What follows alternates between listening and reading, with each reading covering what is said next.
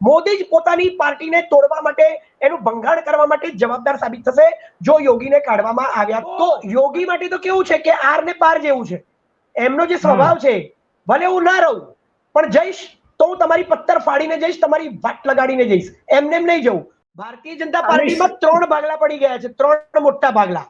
એક આરએસએસ અલગ થઈ ગયું છે કારણ કે મોદી સાહેબને હવે આરએસએસ ની જરૂર નથી. બીજું, મોદી સાહેબનો પોતાનો એક કુનબો છે જેની અંદર મોદીના ગુલામો, કેબિનેટ મંત્રીઓ જે મોદીની સામે એક શબ્દ બોલી નથી શકતા એ છે.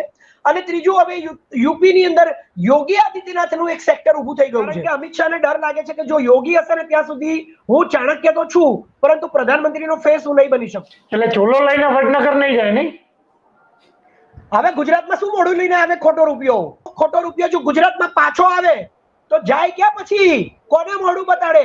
એટલે હવે 2 જ ઉપાય છે, જોલો પકડો કાં જાઓ કેદારનાથની ગુફાઓમાં.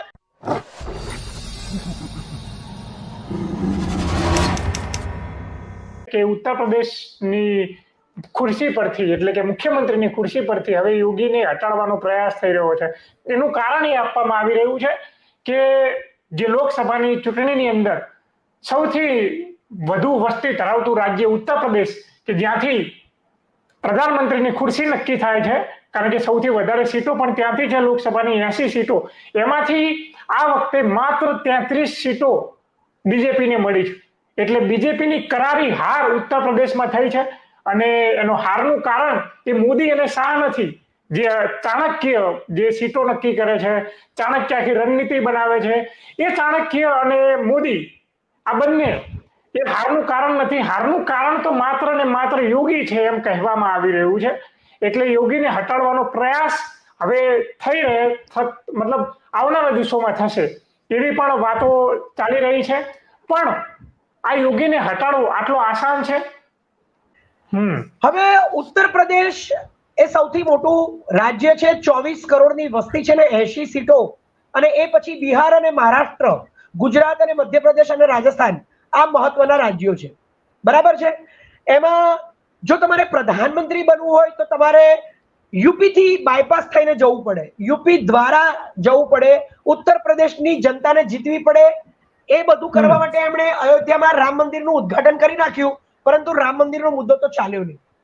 એટલે હવે જયારે પરિણામ લોકસભાનું આવું આવ્યું છે કે 2014માં 80 સીટો મળી, 71-72 સીટો મળી 80 માંથી, 2019માં એમને કંઈક 63 સીટો કે 62 સીટો મળી હતી 80 માંથી. પરંતુ આ વખત તો સમાજવાદી પાર્ટી મોટી પાર્ટી થઈ ગઈ છે, એને 37 સીટો મળી અને મોદીને માત્ર 33 સીટો મળી. હવે આ જે ચૂંટણી હતી એ તો પ્રધાનમંત્રીની ચૂંટણી હતી. આખા દેશની અંદર દરેક રાજ્યોમાં મોદીજી ઘણી જગ્યાએ હાર્યા છે. જેમ કે તમે જુઓ તો તેલંગાણામાં, કર્ણાટકમાં અને ઘણી બધી જગ્યાએ એમની હાર થઈ છે. બંગાળમાં પણ એમને સીટો નથી મળી. બરાબર છે. તો ત્યાં આગળ તો એ કોઈને ઠીકરું ફોડી શકે એવા નથી. તો ઉત્તર પ્રદેશની હાર માટે એ યોગી આદિત્યનાથની ઉપર ઠીકરું ફોડી રહ્યા છે. એકચ્યુઅલી એ બહાનું છે, કારણ કે મેં તમને કહ્યું કે મોદીજીની રાજનીતિ એ એકલ હુડી રહી છે, સેન્ટ્રિક, પોતે મેન હોવા જોઈએ, એક અકેલા સબ પર ભારી. અને એ એમણે છેલ્લા 10 વર્ષમાં કરીને બતાવ્યું. રાજસ્થાનમાં શક્તિશાળી નેતા વસુંધરા રાજેને સાઈડ કરી નાખ્યા. શિવરાજસિંહ ચૌહાણના કારણે તો મધ્યપ્રદેશ જીત્યા, આપણે વિધાનસભામાં પણ જીત્યા લોકો અને લોકસભામાં પણ સારી એવી સીટો એમણે અપાવી. છતાં પણ શિવરાજસિંહ ચૌહાણને પણ સાઈડલાઈન કરી નાખ્યા છે. રમણસિંહને સાઈડલાઈન કરી નાખ્યા, મનોહર ખટ્ટરને હરિયાણામાં સાઈડલાઈન કરી નાખ્યા. ગુજરાતમાં તો 3 વખત મુખ્યમંત્રીઓ ઓવરનાઇટ પૂછ્યા વગર, કારણ કે અહીં તો કોઈનું ચાલતું જ નથી એટલે બદલી નાખ્યા. મહારાષ્ટ્રમાં પણ સરકારને પ્રોસ્ટિટ્યુટ જેવી કરી નાખી છે. કેટલી વખત મુખ્યમંત્રી બદલ્યા અને ડેપ્યુટી મિનિસ્ટર બનાવ્યા, પછી ડેપ્યુટી મિનિસ્ટરમાંથી એ લોકોને પાછા મુખ્યમંત્રી બનાવ્યા. ખબર જ નથી પડતી દેશમાં આજે કે મહારાષ્ટ્રમાં શું ચાલી રહ્યું છે. તો એ જ તર્જ ઉપર હવે જ્યારે એક જ શક્તિશાળી નેતા બચ્યા છે દેશમાં ભારતીય જનતા પાર્ટીમાં, એ છે યોગી આદિત્યનાથ. અને યોગી આદિત્યનાથનો ફેન ફોલોઈંગ ઉત્તર પ્રદેશમાં તો જોરદાર છે. એ ત્યાં હિન્દુત્વનો ચહેરો પણ છે. એમનો જે ડ્રેસ છે યોગીનો, એના કારણે આજે ઉત્તર પ્રદેશની અંદર નરેન્દ્ર મોદીને એવું લાગી રહ્યું છે કે મારા પછી જો કોઈ ભારતીય જનતા પાર્ટીમાં કોમ્પિટિટર બની શકતું હોય પ્રધાનમંત્રી માટે, હું ભારતની વાત નથી કરતો, વિપક્ષની વાત નથી કરતો, અમારી પાસે તો છે પ્રધાનમંત્રીનો ફેસ, અમારી પાસે તો છે, ઘણા બધા છે, પણ ભારતીય જનતા પાર્ટીમાં નરેન્દ્ર મોદી પછી કોણ? તો એ એવું કહેવાય છે કે ચાણક્ય અને આ યોગીજીની વચ્ચે એક કોલ્ડ વોર ચાલી રહ્યું છે. અને કોલ્ડ વોર અત્યાર સુધી તો પડદાની પાછળ હતું, પરંતુ હવે એ પડદાની બહાર સોશિયલ મીડિયામાં, ગોદી મીડિયામાં ખુલીને બહાર આવી ગયું છે. અને યોગીને પાડવા માટે ત્યાં આગળ અત્યારે એમના જનરલ સેક્રેટરી BL સંતોષ અને JP નડ્ડા જે હવે અધ્યક્ષ રહ્યા નથી, પરંતુ નવા ના બને ત્યાં સુધી એમને અધ્યક્ષ માનવા પડે. આ બંને જણા ત્યાં આગળ જઈને લખનૌ અને ઉત્તર પ્રદેશની અંદર મિટિંગો કરી રહ્યા છે, રિપોર્ટ્સ બનાવી રહ્યા છે, હારની સમીક્ષા કરી રહ્યા છે, અને છેવટે સમીકરણ એવું આવે છે કે બધી હારનું ઠીકરું 33 સીટ્સ મળી એનું ઠીકરું એમ નરેન્દ્ર મોદી અને અમિત શાહ યોગી આદિત્યનાથ ઉપર ફોડવા જઈ રહ્યા છે. કારણ કે અમિત શાહને ડર લાગે છે કે જો યોગી હશે ને ત્યાં સુધી હું ચાણક્ય તો છું, પરંતુ પ્રધાનમંત્રીનો ફેસ હું નહીં બની શકું. પરંતુ હું તો કહેવા માંગુ છું કે તમે તો ક્યારેય નથી બની શકવાના, કારણ કે તમારી પાસે ક્રિમિનલ તડીપારનું લેબલ લાગેલું છે. એટલે તમે તો ભૂલી જ જાઓ કે આ દેશ કદાચ નરેન્દ્ર મોદીને સ્વીકારી લીધો, પરંતુ અમિત શાહ તમને તો નહીં જ સ્વીકારે. એટલે અમિત શાહને ચાણક્ય બની રહેવા માટે અને પ્રધાનમંત્રીનો ભારતીય જનતા પાર્ટીનો સેકન્ડ ચહેરો બનવા માટે યોગી આદિત્યનાથ એમને નડી રહ્યા છે.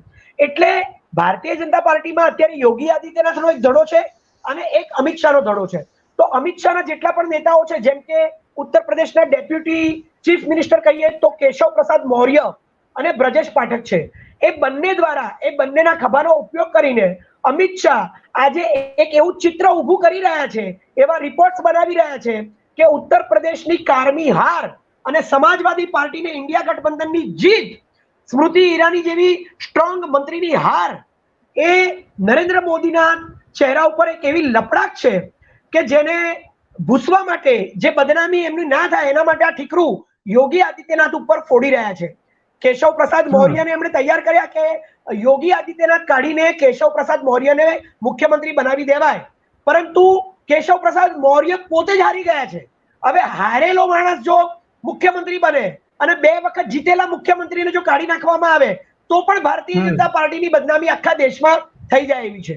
પરંતુ એની સાથે સાથે યોગી આદિત્યનાથ એટલા સ્ટ્રોંગ છે કે એને કાઢવા માટે આ સરકાર થનગની રહી છે. પરંતુ યોગી આદિત્યનાથ એ વસુંધરા રાજે નથી. યોગી આદિત્યનાથ એ શિવરાજસિંહ ચૌહાણ, મનોહરલાલ ખટ્ટર, રમણસિંહ, ભૂપેન્દ્ર પટેલ, રૂપાણી કે આનંદીબેન પટેલ નથી. એ મોદી સાહેબ ભૂલી રહ્યા છે. તો આ એક ચિત્ર યુપીનું છે.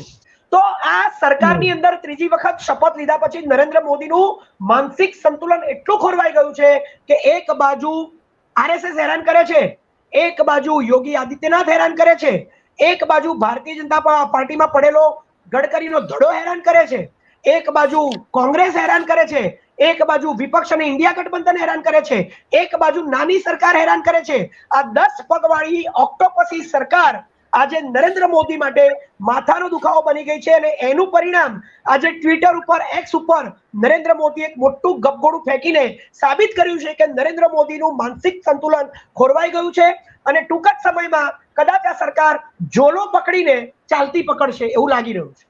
જેમ અન્ય બધા રાજ્યોની અંદર જે રિમોટ કંટ્રોલ વાળા મુખ્યમંત્રી બેસાડે છે, જેમ મધ્યપ્રદેશની અંદર જે મોહનલાલ યાદવને બેસાડ્યા, રાજસ્થાનની અંદર ભજનલાલ શર્માને બેસાડ્યા, એવી રીતે જો કદાચ યોગીને અહીંથી હટાડવામાં આવે અને બીજા કોઈને અહીંયા બેસાડવામાં આવે તો યોગી સીધા પોતાના મઠમાં કરી જશે કે પછી યોગી પોતાનું કંઈક અસ્તિત્વ બચાવવા માટે આ મોદી અને શાહની વિરુદ્ધમાં લડશે.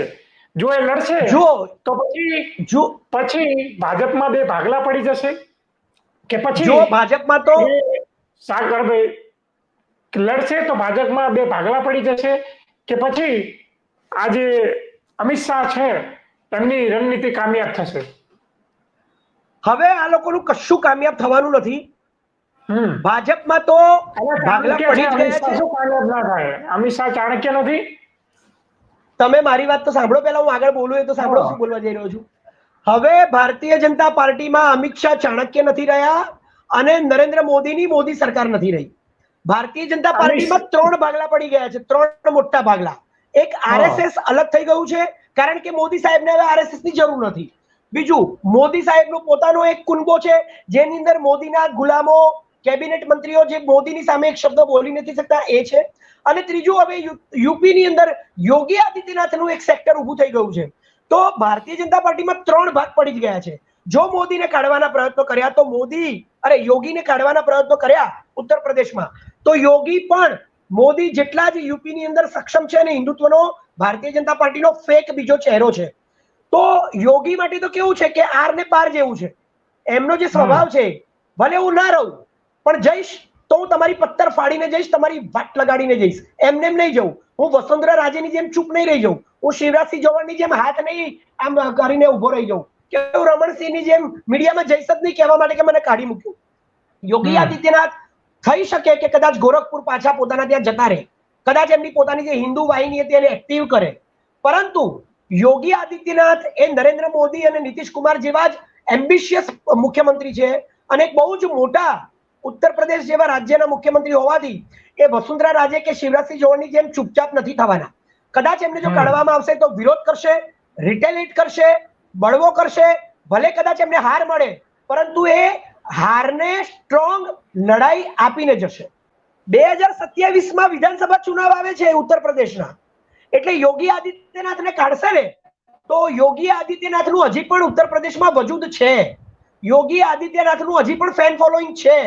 જો યોગી આદિત્યનાથને કાઢવામાં આવશે તો જેવી રીતે અરવિંદ કેજરીવાલને સિમ્પથી મળી, હેમંત સોરેનને સિમ્પથી મળી, મહારાષ્ટ્રની સરકારમાં ઉદ્ધવ ઠાકરેને સિમ્પથી મળી અને હરિયાણામાં કોંગ્રેસની સરકાર અને ઇન્ડિયા ગઠબંધનની સરકારને સિમ્પથી મળી રહી છે, એ જ તર્જ ઉપર યોગી આદિત્યનાથને સિમ્પથી મળશે અને આવનારા 10 સીટોના ઉપચુનાવમાં હમણાં થઈ ગયેલા 13 ઉપચુનાવની અંદર જે પરિણામ આવ્યું એનાથી પણ ખરાબ પરિણામ આવશે. 10માંથી માત્ર 2 સીટો મળશે અને 2027ના વિધાનસભા ચુનાવમાં 33ની જગ્યાએ આ લોકોને ઓછી સીટો થઈ જશે લોકસભામાં પણ અને વિધાનસભામાં પણ કદાચ રાહુલ ગાંધી અને અખિલેશ યાદવના ઇન્ડિયા ગઠબંધનને સફળતા મળે અને ભારતીય જનતા પાર્ટી નેસ્ત નાબૂદ થઈ જાય. તો આ મોદીની કેવી કૂટનીતિ છે કે મોદી જે પણ જગ્યાએ રાજનીતિ કરવા જાય છે ત્યાં મોદીના જ પાર્ટીના, ભારતીય જનતા પાર્ટીના જ ભાગલા પડી જાય છે. મોદી જ પોતાની પાર્ટીને તોડવા માટે, એનું ભંગાણ કરવા માટે જવાબદાર સાબિત થશે જો યોગીને કાઢવામાં આવ્યા તો. અને મોદીજી મેં જેમ કહ્યું કે ઝોલો પકડીને એ કાં તો કેદારનાથની ગુફામાં જશે અથવા તો સ્વામી વિવેકાનંદના પેલા એમાં ટ્રસ્ટમાં જશે મેડિટેશન કરવા માટે, એ નક્કી છે. એટલે ઝોલો લઈને વડનગર નહીં જાય નહીં. હવે ગુજરાતમાં શું મોઢું લઈને આવે ખોટો રૂપિયો? આને તો ખોટો રૂપિયો કહેવાય કે ગયો તો દેશમાં 50 વર્ષ રાજ કરવા માટે એક અકેલા સપ્પર ભારી અને કોંગ્રેસને નેસ નાબૂદ કરવા માટે. હવે જો આ રૂપિયો એ દિલ્હીમાં જઈને પાછો ગુજરાતમાં આવે તો વધારે નીચું જોવા જેવું થાય. પેલું મેં કહ્યું કે સાપે છછુંદર ગળ્યો અને આ બેસાખીની સરકાર બની, એનડીએ માંથી મોદી સરકારમાંથી એનડીએ બની ગઈ. એવી રીતે આ રૂપિયો ગયો તો હતો મોટા ઉપાડે, પણ ડોલરને 100 રૂપિયા કરી નાખ્યા અને રૂપિયાને નીચો કરી નાખ્યો. એવો ખોટો રૂપિયો જો ગુજરાતમાં પાછો આવે તો જાય ક્યાં પછી? કોને મોઢું બતાડે? એટલે હવે 2 જ ઉપાય છે, ઝોલો પકડો, કાં જાઓ કેદારનાથની ગુફાઓમાં જ્યાં તમે 228 કિલો સોનું ચોરી લીધું છે એવું શંકરાચાર્ય કહે છે, હું નથી કહેતો.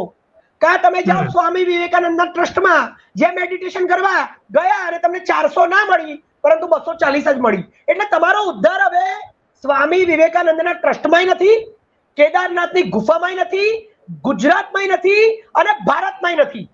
તમે તમારી પાર્ટીને તોડી, તમે તમારી સરકારને બદનામ કરી, તમે તમારું પોતાનું કરિયર ખરાબ કર્યું, તમે તમારી જાતે જ હાર્યા, તમારા અહંકાર, અભિમાન અને ઘમંડમાં હાર્યા.